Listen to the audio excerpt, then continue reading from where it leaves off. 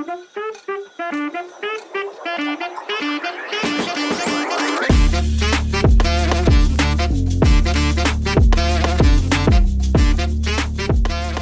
right. Well, everybody, welcome to Monday Morning Call with Paul. Got our special guest Kamal here. Uh, thanks, man. Appreciate you jumping on, bro. Yes, sir. Good morning. So, I think a lot of people, you've been kind of new to our team. How long you been with us? 2.5 months. 2.5 months, and you're already kind of crushing it, man. So I think a lot of people are not used to seeing somebody brand new just coming in and start writing off the board. So what would you say is a little bit of a difference? I kind of know, but how Mhm. much experience do you have in insurance? So I have, um, in total, I actually have 16 years of experience in insurance. So the first 6 years, I was in insurance adjusting. So that's completely different. So there was no sales involved, right? But Yeah, I was part of the space. So insurance in general is all about peace of mind. So if you're around that environment for long enough, you understand like a lot of how you need to communicate with people. So, 6 years was insurance adjusting, but in life and health insurance sales, it's been over 10 years. So I just finished 10 years in May. so let's kind of step back a bit there because most of us have just come into sales. We didn't work on the back end of the insurance industry. So tell us a little bit what's the difference between insurance adjusting versus sales? Like how big of a transition was that for you?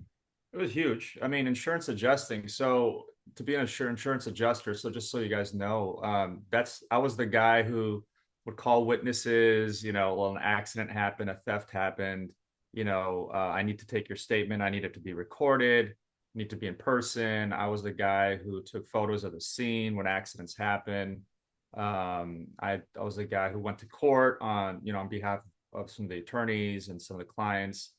So I was also went to mediations. So that was all about like what I tell people. It's a necessary job because that's how they find out who's going to pay what, which carrier is going to pay what, right? So it's a necessary job. But what I kind of thought of it as like cleaning up negative, right? So it's always something bad has to happen, and you're just there to kind of clean it up. So life insurance, I directly got into life insurance right after that, life insurance sales. Back in the day, obviously we were in person, and so I meet with families at their homes, and a lot of times they would have keep me over, make me food and whatever. You develop relationships, but they're the ones that are thanking you, when the appointment's over. So, and you get paid very well for it. So what I tell people is that became like, instead of cleaning up negative, I was adding positive. That makes sense because clients really do. I know we're in sales and we're always looking to get our next sale and this and that, but from the client's perspective, like they have peace of mind. So when you meet with them, it's you have to always empathize, right? You have to understand that's what they get, protection in place, but they don't necessarily know that, right? It's not like you're selling them a phone or anything. Yeah, So, yeah, so it was a big transition, but I always liked working with people. If someone's, of course, yeah, those skeptical people, but the people who do appreciate your time, it's a lot of fun.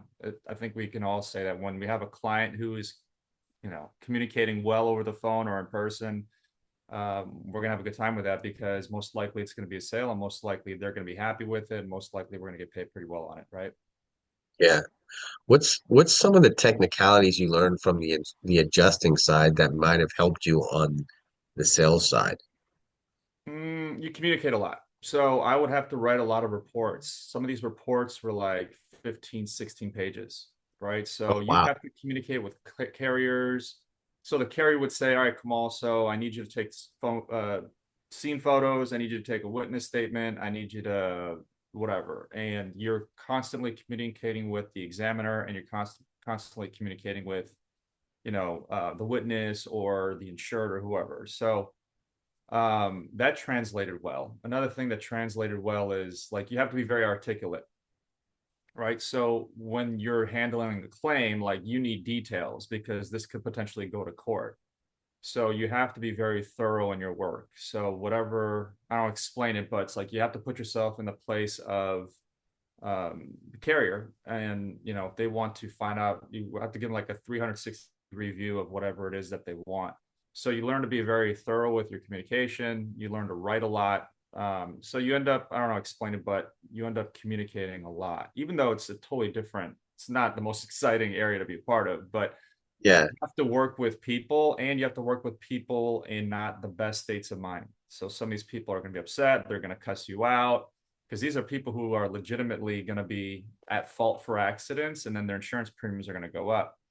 yeah, And so you learn to deal with, to be pretty even keeled mentally, with communication, because it's not personal. It's not even personal when, we're doing our jobs here, most of the time, when we don't get the sale or whatever. So you just learn to have an even keel state of mind and just kind of solve the problem. And you go one thing to the next. So same thing here. It's just after a sales call. If it's a sale, great. You're going to be making another set. You're going to be calling your next client. If it wasn't a sale, okay, great. You're going to be like, you have to have an even keel state of mind because you're just going to do the next thing.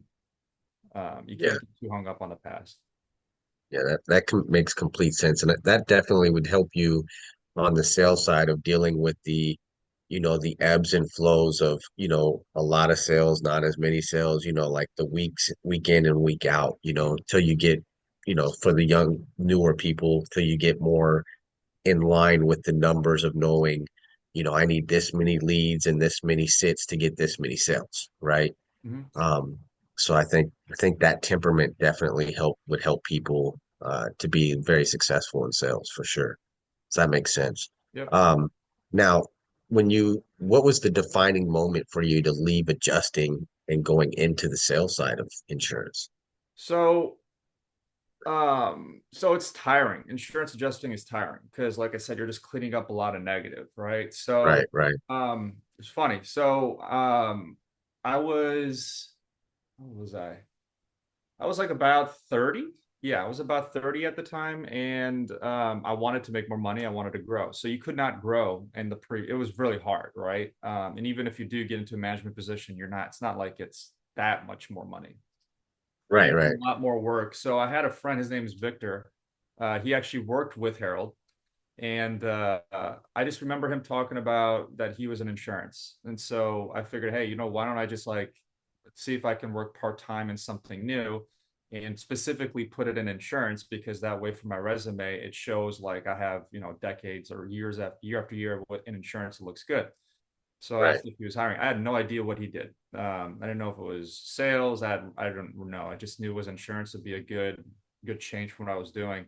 So I asked if he was hiring. He said yes. Before I know it, um, I get started, and I get my licensing, and I'm actually going to be selling. And then Harold was actually working at that prior company too. So that's really how I started. And my interest was not even,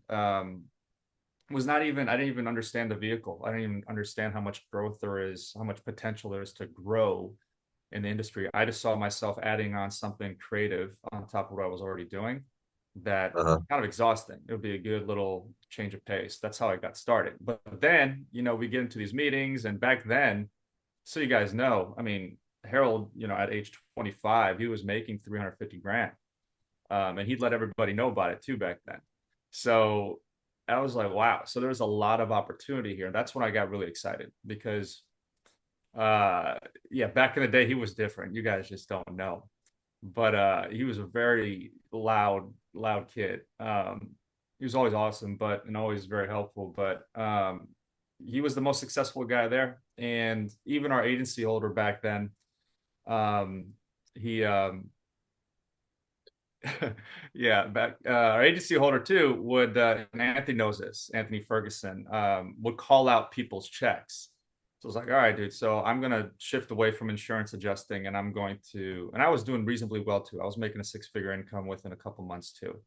So I was like, all right, well, this is just the beginning. Everybody wins here. The client gets the protection in place, carrier gets their sale. I get the money in advance. Okay, how much can I multiply this? So that's how I got excited about it, and I just basically shifted away from insurance adjusting at that point. And then in your previous company, how many different agencies were you in? just one. So Just one. yeah, just one location, and then So so you stayed in that agency for 9, 10 years before you came over with us. yeah, yeah, Okay. And then what was the defining moment for you to leave? Like 9, 10 years is a long time yeah. in an agency. What was that moment for you there? Like, you know what, I'm gonna jump ship and as you and I both know from that practice company, they give you hell for leaving. So, um, Yeah, you know, what was what was the moment you said, I'm gonna jump ship, and then what was that transition like for you? sure. So it all kind of happened naturally. So, um, so I had just completed 10 years, right? So I was considered fully vested. That's kind of an accomplishment in the prior company. Not everybody makes it that long. Yeah, that means So, you get your renewals right, for 100%. life, right? Yeah. Yeah. Here you get it from day one, but there, it takes a whole 10 years. But Trevor and I were actually, we did get kind of tired with the leads, and it's hard to build a team. I was able to do it, but it's hard to build a team on, with leads that are 30, 40, 50% sometimes bad phone numbers or no phone numbers. Right. Trevor and I, about I think it was earlier this year, we're like, let's try and generate our own leads. Let's figure out something else. Let's figure out our own system so that we can kind of do our own thing. So I was just on Instagram one day, and I had heard about Harold when we went to a convention in Hawaii this year, and just from a mutual Anthony knows him, Vic. I met with Vic over in Hawaii, and just got to talk. I'm like, how's Harold doing? Because I knew they were close. He goes, oh, he's doing great. He's got his own brokerage. I'm like, how much is he doing right now? He goes, I don't know, about 1 million a month. I said, a month? And he's like, yeah. So just to give you guys an idea, like in the prior company, if Harold were an agency holder in the prior company, he'd be number 5 or 6 in the entire company. And that's after 3.5 years here. Some of those guys in the prior company have been here for like 40. So I was like, wow, he's doing great. So while I was on Instagram one day, I just saw Harold's name, his virtual, group. I just clicked on follow, and he just called me right after that. So he called me, but just kind of caught up. I hadn't seen him or talked to him in about 6 years. And I just had some questions for him about lead generation. That's really all. And he just would slip in there, about how well he's doing, but he wasn't aggressively like recruiting me or anything like that. But then I had like a million questions. I'm like, so you're doing about 1 million a month? Okay, so let me ask you this, let me ask you that, let me ask you that, let me ask you that. And I asked about probably like 150 questions. I still ask him a bunch of questions today. Because you're leaving I thought I was going to be at the prior company for life. I was doing 1.5 million a year in business, and I was decent. So to make to transition was a big deal, but the potential was higher here. I could see he was very much at ease, had peace of mind. He's very happy here.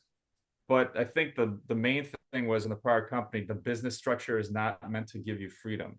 Even though it's a 1099, they treat you like a W-2, and they play these political games. So I butted heads with the agency holder once, and then long story short, we just never saw eye to eye, and he kept on kind of doing his thing. And I'm like, all right, well, if I don't have that sense of ownership, I'm kind of gone. So at this time period, that happened, and then in addition, Harold and I were just talking. I was like, you know what, this probably is a good time to kind of check out. I finished my 10 years. I'll probably make more money here. I'll have to rebuild it, but I can do it. You know, um, Yeah. it's not going to take that long. So that was so to answer your question, it happened naturally. Everything was pointing towards, something different. So, which makes me feel good, obviously, because you don't want to just jump ship. Because, when people lack discipline, we talk about it here. They have a good week, and then they blow it all on Warriors tickets, and all of a sudden they don't have money for leads. When Yeah. people jump ship or make hasty decisions, they can regret it. So for me, just jumping ship, you know, to a new career was a big deal, but it just happened kind of naturally. So that's what happened. That was like last week of September.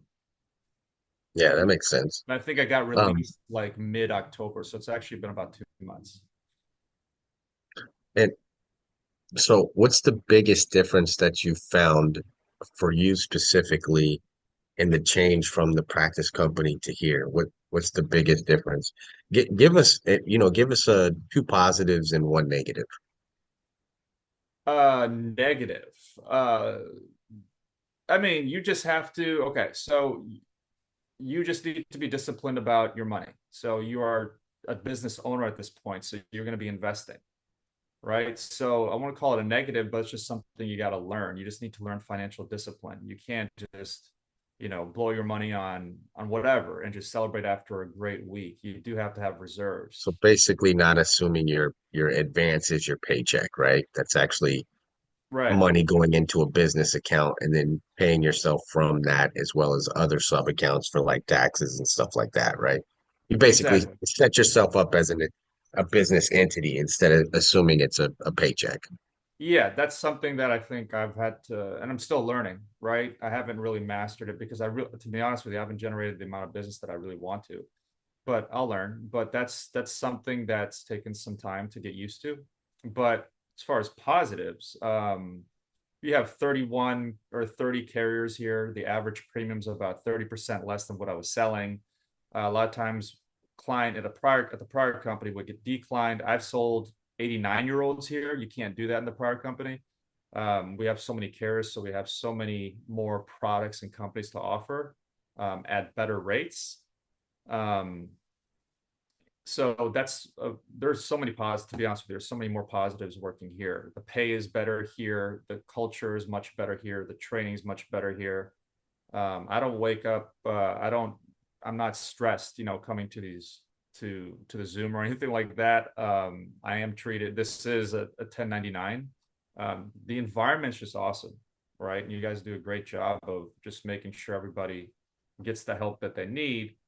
Um, but the culture was a major is a major shift, and then and just what we're able to do for the clients, and because we're able to do more, we're able to close more.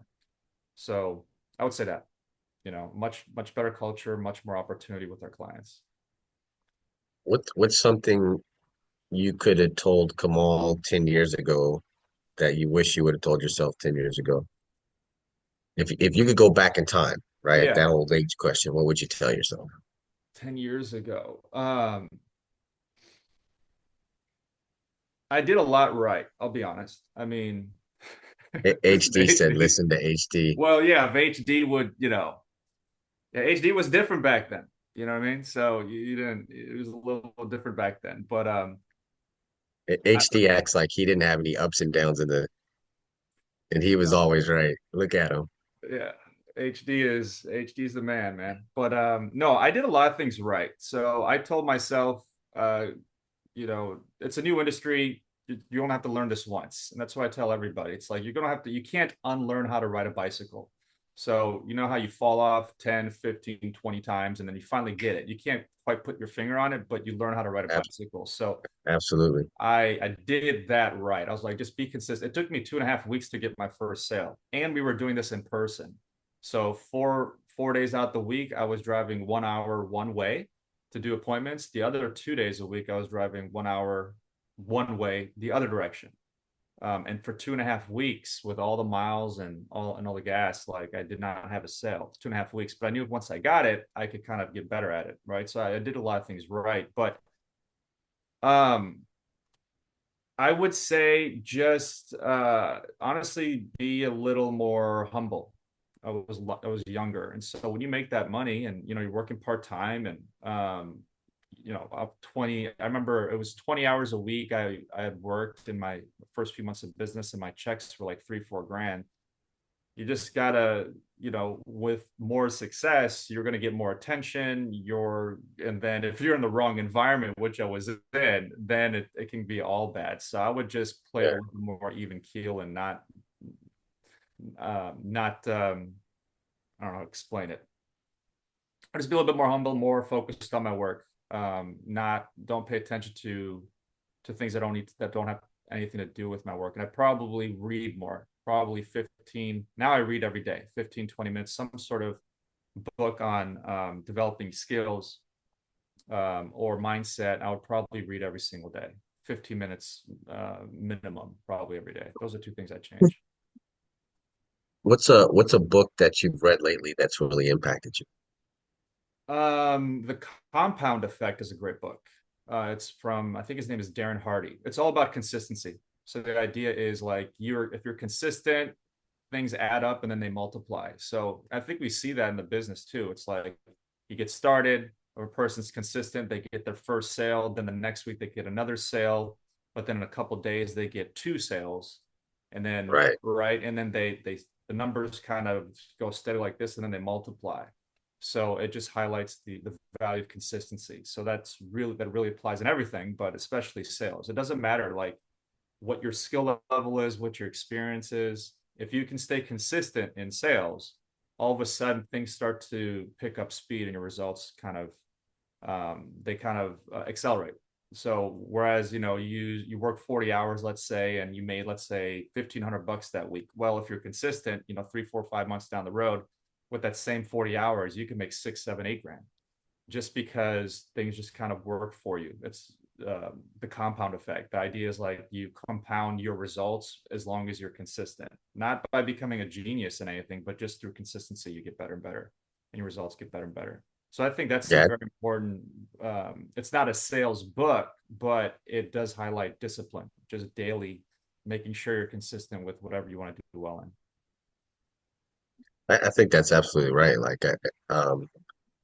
Discipline and consistency are probably two best traits any one person could have because you're going to end up being successful at some point, Mhm. um, as opposed to very talented and then you're not consistent or no discipline. Um, and I think we've all seen or known people in our lifetime that were super talented at something and could have been something great, but never were because they lacked the discipline or consistency. Yeah. Yeah. I So mean, when you're stepping into an arena and people are making, it can be kind of intimidating, 2, 3, 4, $5,000 a week easy. And yeah, these guys are younger than you. It's like, well, how do I, where do I start? But most people don't have that discipline or that consistency. So that is something that anyone can apply, um, even if they're just starting. since HD's listening and was supposed to be our guest today, what's the best advice Harold Durana has ever given you? So I told Harold this. There's just so many things, right? I have a good memory, so I still remember trainings that he had from literally 10 years ago. But one of the best things, when anyone new is down and out, this is so true. I'll never forget this. He was 25. This is my second day of training. I just finished all my licensing. He goes, "All right, guys. So, by the way, my name's Harold. Whatever." And he goes, "Just so you know, you're in an industry, there's a lot of money, but mentally, you're going to quit this at least 7 times." So I didn't understand that. Why would I want to quit? Also, my former mentor was a Marine. He was a captain in the Marines. He was a sniper. And he put me through a sort of boot camp, which built me mentally. So I was like, well, okay, fine. The other people are going to quit. I'm kind of, I'm a little bit different. Maybe he's talking to the average individual, right? But sure enough, first day in the field, I had a horrible presentation and I had to reschedule it. I felt humiliated. Um, I had to reschedule I was completely mentally just beat myself up so badly. Right. And I questioned everything. Like, what am I doing here? Why did I get my license? I paid $425 here. Is this right? Like, what? You know what I mean? So what the hell am I doing here? But then I just remember, him doing the training. He goes, "You're gonna mentally quit this 7 or 8 times." I said, "Oh, okay, cool."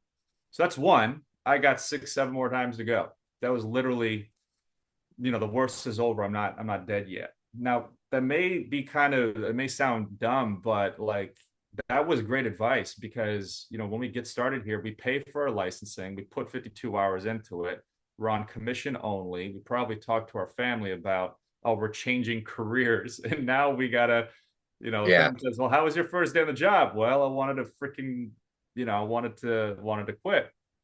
But you Not to build that. mention families are not really excited about anybody going Right, into an all commission type job, right? right, Yeah. right. But you build that resilience, you build that persistency, um, and all of a sudden that mental bruising becomes muscle. So thankfully I had a good enough attitude. I was like, all right, well, the worst is over, let's knock out whatever else I got to do, whatever else I got to go through, hell I got to go through. Let's just get it over with. And let's get to our get to our racks. Is basically my attitude. That was great advice. Another piece of great advice that he had was when he does presentation training, because Harold was not only was he a big manager, but he could write business. So when he would do trainings, he said one thing that stood out. He's like, you need to keep things simple. You need to go from one thing to the next, to the next, to the next. Like this is your script. You literally just start and you go through it and you end this part and then you go into this section and you go to this section. A lot of times people in sales are like, oh, I have to be super charismatic. I have to be super convincing. And all of a sudden they just lose it and they lose all sense of control and they think that they think that this is going to help the client buy, which is not the case. So that was very important because it showed like you're if as long as you basically think of it like you're the one who's controlling your presentation, that takes away like 50% of the anxiety out, and also it shows the confidence that you have in your presentation, which the client's gonna pick up on. So when I do presentation training with people, it's like it's that same thing. They like to go on off and they like to say this, they like to say that, they get super creative. I said, where the hell is that in the script? Yeah. Or if they miss a whole sentence, I'm like, nope, that's not it. Look at your script. What does it say? And so I'm very strict about knowing the script because if you don't feel centered with the script, how can you grow from it? You can't. Um, Although I'm glad I don't have the 24, 26 page script anymore. Yeah, yeah. No, back in the day, not only did we have to memorize it, but yeah, we had it was 9 pages, and Anthony and Harold remember it was like it was created by someone who basically said if you it was nerve-wracking getting released back in the day. Here all you got to do is read it. So it's no biggie over here. Yeah. So, what's your future look like for 2025? What's your plan? What are you going to lock in on? Um, so I have a few goals. I want a lot more released agents. Right now I have like five. So I'm recruiting again, and I just want to rebuild what I had in terms of volume, and I just want to go past that. But um, I want to. I'm giving myself some time. It's only been a couple months, but to be honest with you, I just want consistent progression. So whenever I take on something new, I know what I can do. I know where my ability is, but I apply the same thing. Just stay consistent, and then things will kind of happen. So I know I really want to build a big team, right? That's like the end goal. So, but the thing is, I don't have any set goals necessarily. Like, okay, I need to be at this amount per year or whatever by the end of 2025. I'm still in the Yeah. formative stage. Like I don't think I know enough about this vehicle, or at least pretend that I don't know enough, just so I just focus on the process. But I just want to stay consistent. So I want agents to be consistently released. I want to be consistent with my production, and then I know doors will kind of open up for me. But ultimately, I want to be kind of like in the same position that Harold's in, where he has the top contract and he's kind of have his own thing. He's got his own culture, but that's going to be years down the road. But for 2025, I just want consistent progression. That's it. And I think if I just focus on that, everything else will kind of take care of itself. I think that makes a lot of sense, right? You're just keeping it simple. Um, and man, that's probably some of the smartest advice I've ever heard. Did you get that from HD? No, No. I did not. Okay. No. Yeah. Um, let's see. If you had to start everything over from insurance adjusting to life sales, would this be an industry you still would get into? 100%. Yeah. I mean, Why? What do you love about 100%. it so much?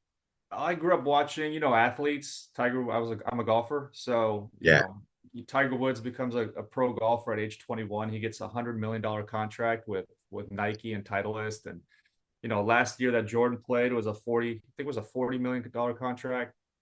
right. So there are people in the insurance industry who make what these athletes make, not necessarily 30, 40 million, um, but yeah, bringing in a million a year, 2 million a year, and then you have the residual aspect of it, meaning you don't have to play another game. The money's going to come in.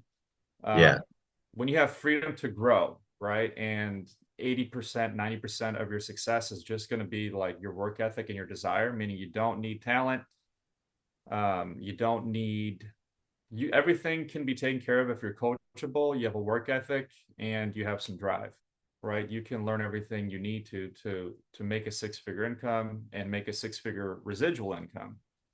And part it's a challenge. So I don't know anywhere else. On top of that, you have control over the resources, so you can purchase leads. So I don't know anywhere else where you can really do that. On top of that, the product itself matters. Like when you protect a family, this is something that actually does matter.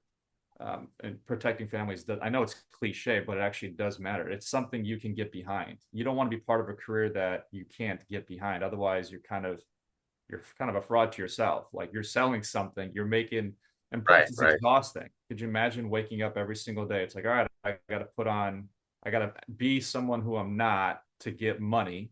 Um, that like, I'm not going to do that. Right. And can you imagine doing that for 30, 40 years potentially? Here, you don't have to really convince yourself. Right. Especially nowadays, especially since COVID, because now it's like, well, anything can happen at any time to anybody. So Right. Yeah. you need so that confidence, so you get behind what you're doing. That's very important because not only do you feel good about it, but in sales, I tell people like sales is a transfer of that confidence. So the more organic that confidence is, the less you have to pretend, the less tricks you need to have, the less you need to second guess yourself. So you can behind an industry, you can get behind a vehicle, and you can get behind your own dreams and goals, and you can just go as far as you want. I don't know anywhere else you can do that, and make that type of income. And I've been around people here in the industry who make 7 and 8 figures a year, and some of them have net worths of with investments and all that, 9 and 10 figures sometimes. So I don't know anywhere else you can do that. This is the only vehicle I've seen like that.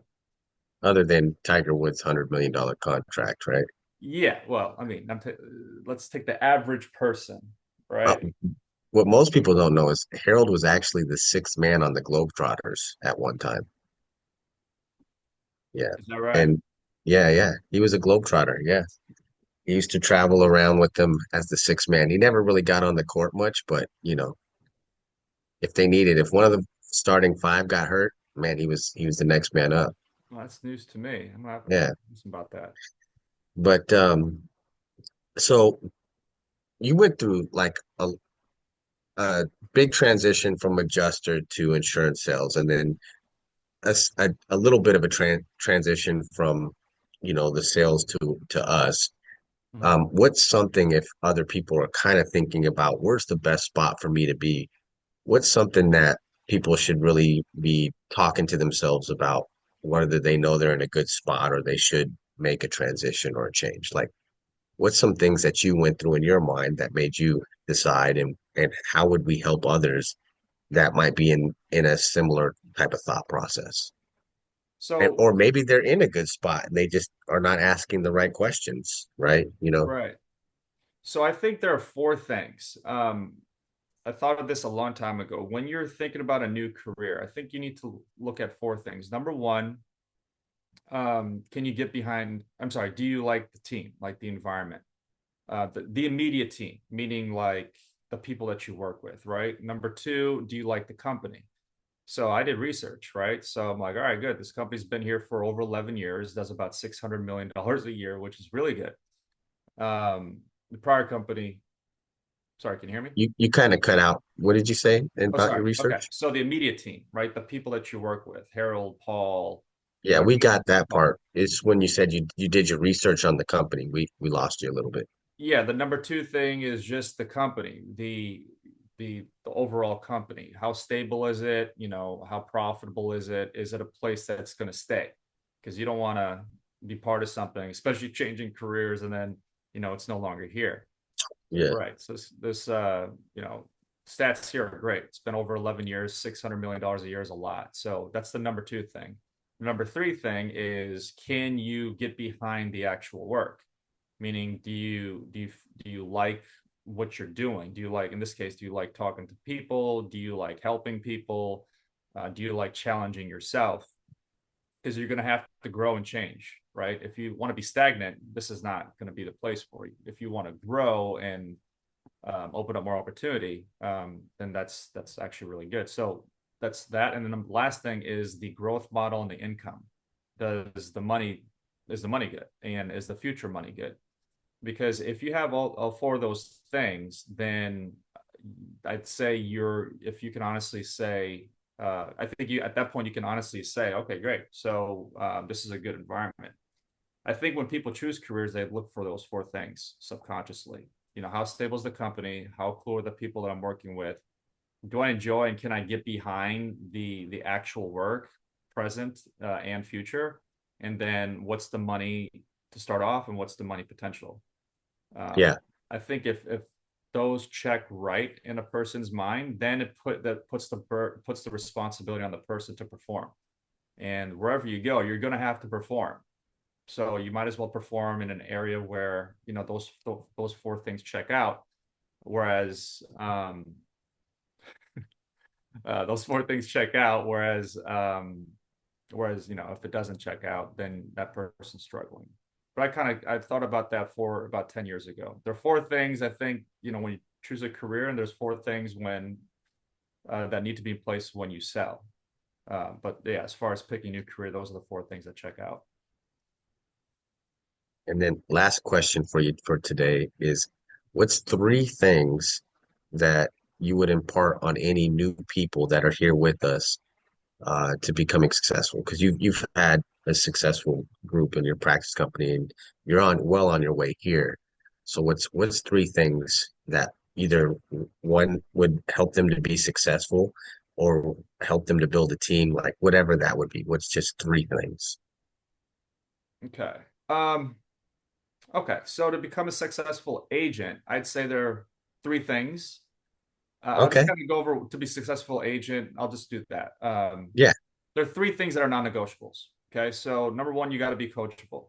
So this is a new industry. It's not to invalidate your experience. Your experience is great, but this is a new industry. So I tell people it's like you could be fluent in English and you could have picked up English real quick, but that doesn't mean you can go to Portugal and all of a sudden just speak Portuguese. Like Portuguese. you Yeah. have to learn the alphabet, you have to learn the words, you have to learn everything.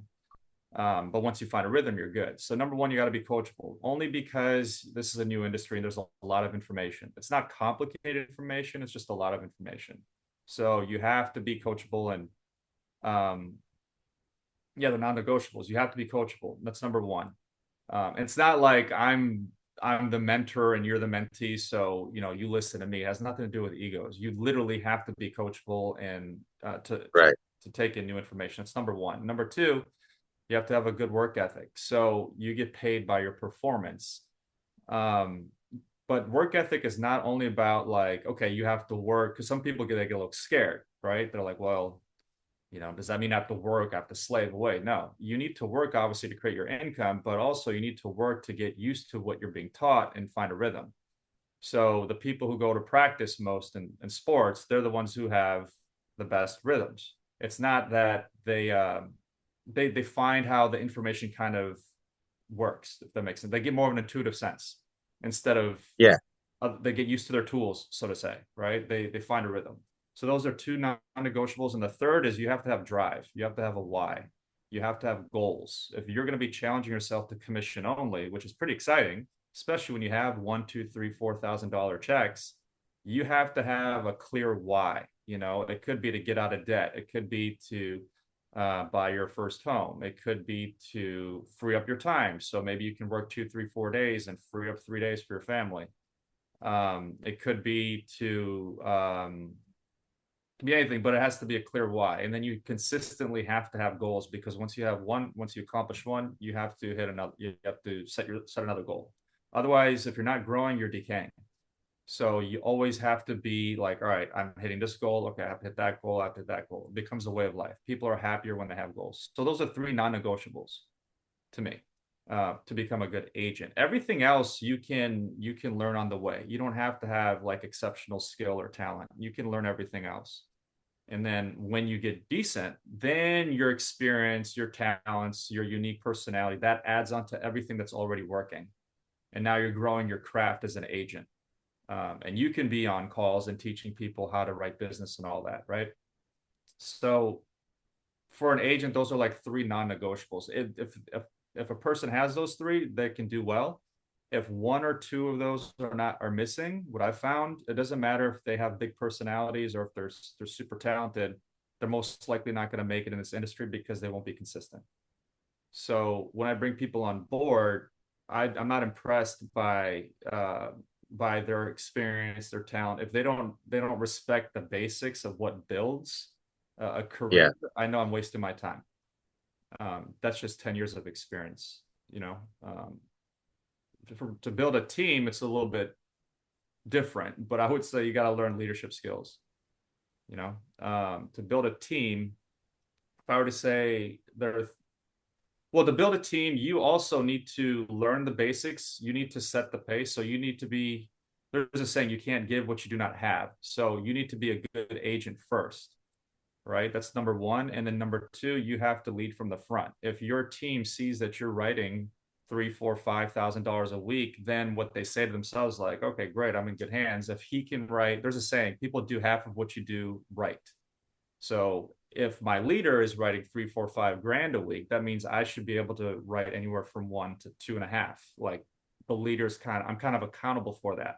What ends up Yeah. happening is now the people underneath you are setting higher standards for themselves and they're bringing out the best in themselves. And then all of a sudden they do execute and they do make that 2 grand that do bring home that 3 grand. And now it's more real for them, right? But a leader is not, there's leadership and management. Management, these are guys who tell you what to do and say, I'm the manager, do this or else. The leader is basically kind of in there with them, right? And then you just repeat that and you'll find people who want to do the same and you'll find people who are going to be good agents, right? And you just repeat that and over time and you'll see how the team kind of gels together, right? Dude, the way you articulate it, man, it's phenomenal. I think my favorite thing that you said is that I have not heard, you know, uh, in a way that you articulated was the practice and rhythm, right?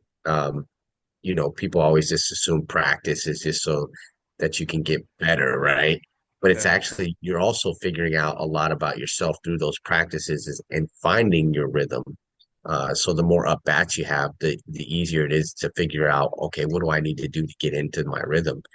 I've been around a lot of athletes a lot in my lifetime, and my brothers, everybody, we've all played some sort of ball, and that's one thing that's exactly what it is, right?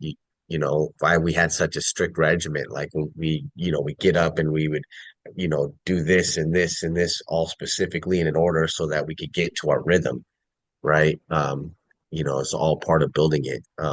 So yeah, man, phenomenal, Kamal. Man, thank you so much for jumping on, man. Really appreciate you. If everyone can throw a one in the chat if you'd like to see him again. Yeah, look, see how fast that went, bro. Yeah. All right, man. Everybody, thanks for jumping on, and we'll see you guys on the 23rd. We're gonna have a special edition show, Christmas show for you guys on that with both Harold and Samir. Till then, you guys, see you next week.